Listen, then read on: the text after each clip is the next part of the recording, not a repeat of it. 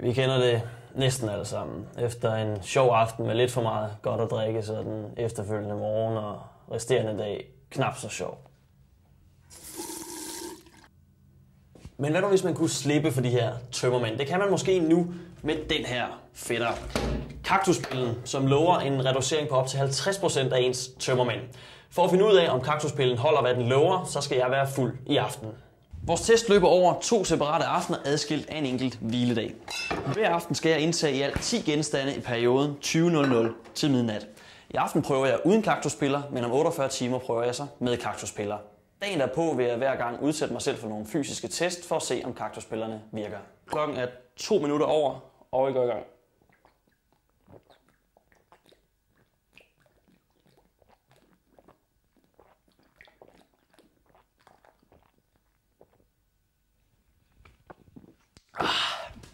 Det var første øl.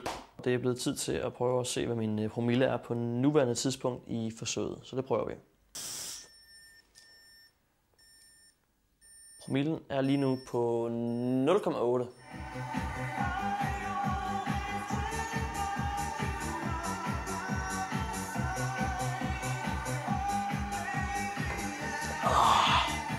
Promillen viser 1,0. Altså det dobbelt af, hvad man må, hvis man vil køre bil.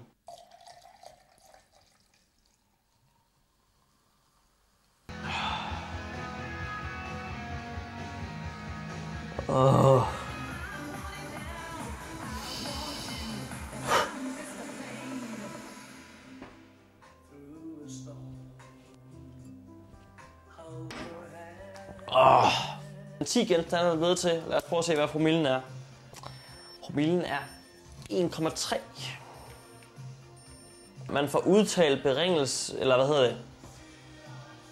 udtalt forringet bevægelsesevne og talebesvær. Centralnervesystemet har fået nok. Men jeg er i hvert fald, må jeg sige lige nu, befuld simpelthen. Ja, simpelthen. Ja. Indtil videre så vil jeg lægge mig ned og få noget søvn. Jeg er fuldstændig smadret.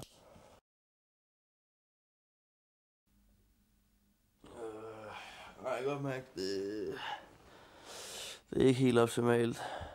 Det er blevet tid til at udsætte mig selv for nogle fysiske tests, og der er vel næppe noget bedre sted at gøre det end på Aarhus allerbedste atletikbane her på Energy Park. Styrken tester vi ved, at jeg laver så mange armbøjninger som muligt på 60 sekunder. Det vil jeg gøre nu.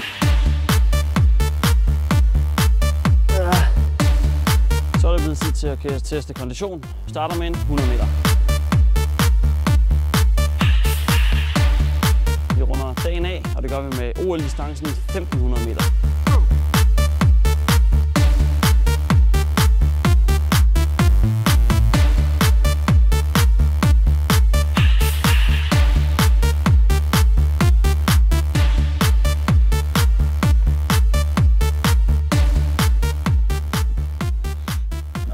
For helvede, mand.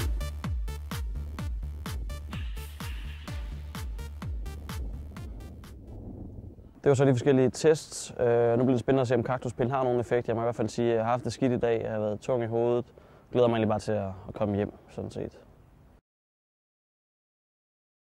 Der er 5 timer til, at testaften nummer 2 går i gang. Og derfor skal jeg nu indtage 3 kaktuspiller sammen med et stort glas vand. Og så bliver det spændende at se, om det hjælper.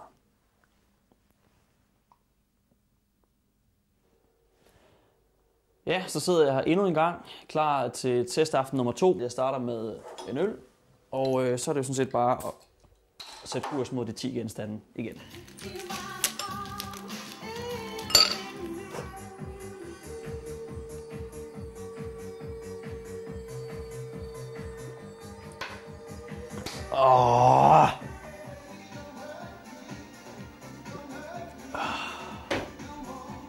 Klokken er godt og vel 1:15 her på forsøgsaften nummer 2. Lad os prøve at se, hvad alkometeret viser.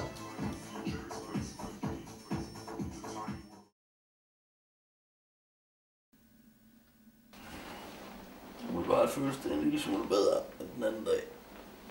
Vi er tilbage på Energy Park. Vejret er ikke ligefrem blevet bedre siden sidst, men det er mit hoved til gengæld. Jeg synes, jeg har det bedre, end jeg havde det for 48 timer siden, og har generelt mere lyst til at lave noget fysisk, end jeg havde på det tidspunkt. Men lad os se, om det afspejler sig, når vi har lavet testene.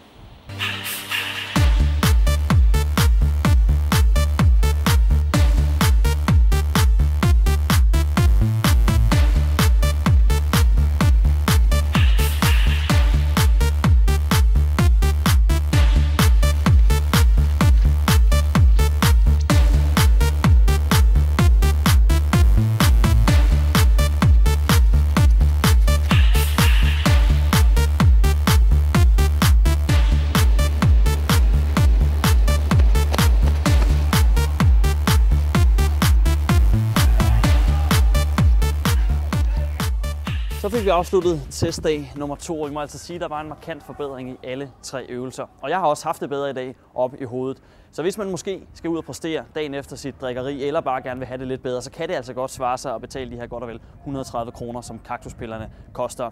Et billigere alternativ, det er selvfølgelig bare at følge Sundhedsstyrelsens anbefalinger og holde sig til maks 5 genstande på en aften.